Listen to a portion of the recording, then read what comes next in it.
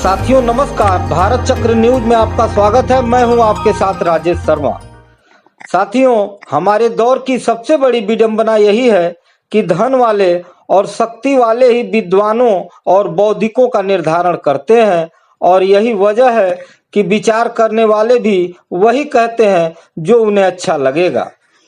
जो लोग बलवानों की दृष्टि का विरोध करते हैं उनकी संख्या बहुत थोड़ी है और वे भी किसी पार्टी, किसी व्यक्ति या किसी संगठन के दायरे से आगे बढ़कर सोच पाने में सक्षम नहीं है। यही वजह है कि हमारा समाज और हमारा राष्ट्र एक बेपेंदी का लोटा हो गया है। अमेरिकी झिड़की और अपमान से आहत होकर वह चीन और रूस की ओर भागता है और जैसे ही अमेरिका से थोड़ी सी अनुकूल पुचकार मिलती है तो वह दोगुने स्वर से उसका गुणगान करने लगता है। वह एक ओर ब्रिक्स को साधना चाहता है तो दूसरी ओर क्वाड को। वह एससीओ से जुड़ा है तो द्वितीय विश्व युद्ध के 80 साल पर होने वाले परेड से बच निकलता है। यानी वह खंडित विश्व दृष्टि से अपना और दुनिया का भविष्य संवारना चाहता है और विश्व गुरु बनना चाहता है। आजाद भारतीय राष्ट्र ऐसी केचुआ वृत्ति का शिकार अपने संपूर्ण इतिहास में तब भी नहीं रहा है जब उसके पास संसाधनों की बेहद कमी थी। युद्ध हारने के बावजूद उसने अपने विचार नहीं छोड़े थे। इसलिए गांधी जी ने हिंद स्वराज में ठीक ही कहा है कि गुलामी संसाधनों की कमी से नहीं होती, गुलामी लालच और भय से आती है, वह नैतिकता की कमी से आती है। वे कहते हैं, भारत को अंग्रेजों ने गुलाम नहीं बनाया, हमने भारत को उन्हें सौंप दिया।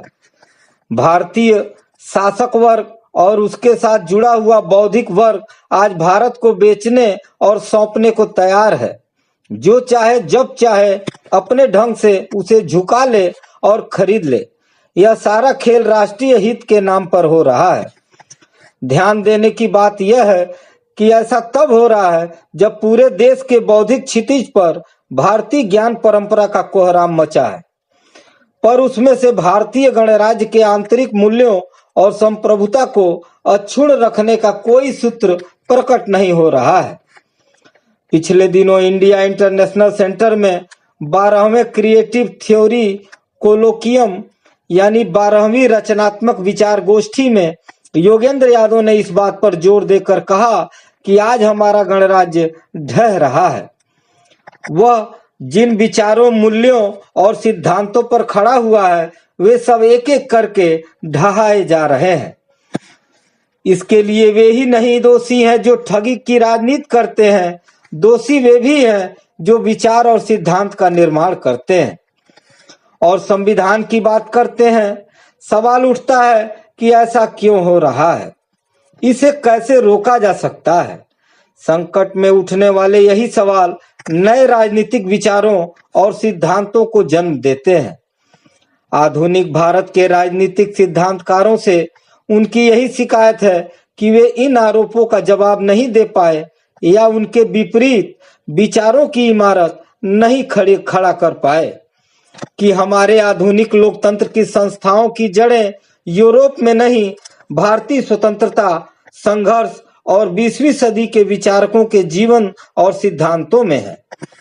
इसी बात में मैथिली शरण गुप्त ने भारत भारती कविता में कहा है, हम कौन थे, क्या हो गए और क्या होंगे अभी, आओ विचारें आज मिलकर यह समस्याएं सभी।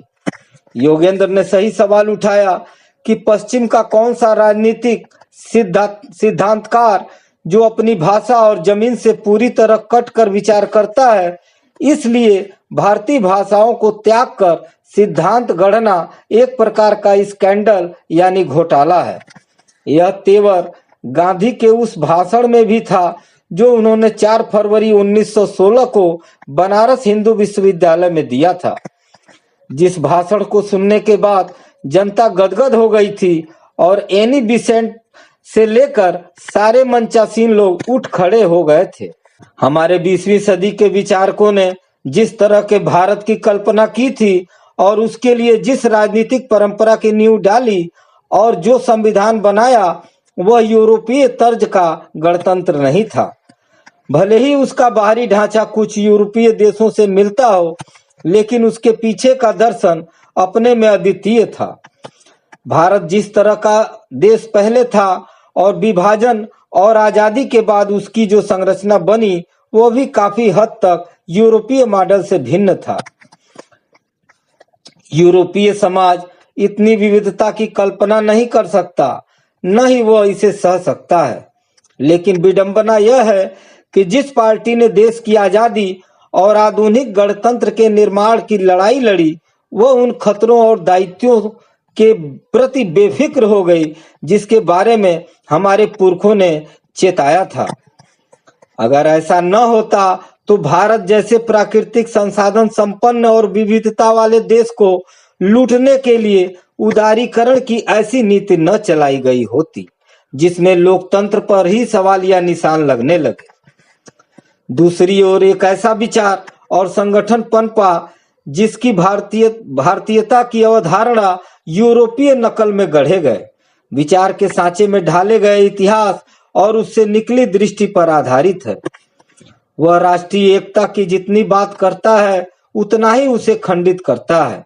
वास्तव में संविधान और स्वतंत्रता आंदोलन के विचारों को विदेशी नकल बताने वाले न तो भारतीय आत्म को समझते हैं और न ही स्वदेशी और स्वराज को।